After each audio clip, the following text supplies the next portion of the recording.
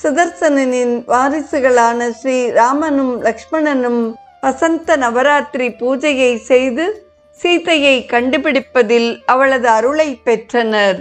வசந்த நவராத்திரியின் போது சுதர்சனன் ஸ்ரீராமர் செய்தது போல வசந்த நவராத்திரி பூஜை செய்து தேவியை வழிபடுதல் பொருள் மற்றும் அருள் வளத்தை பெற ஒவ்வொரு இந்துவுக்கும் பெரிதும் உதவும்.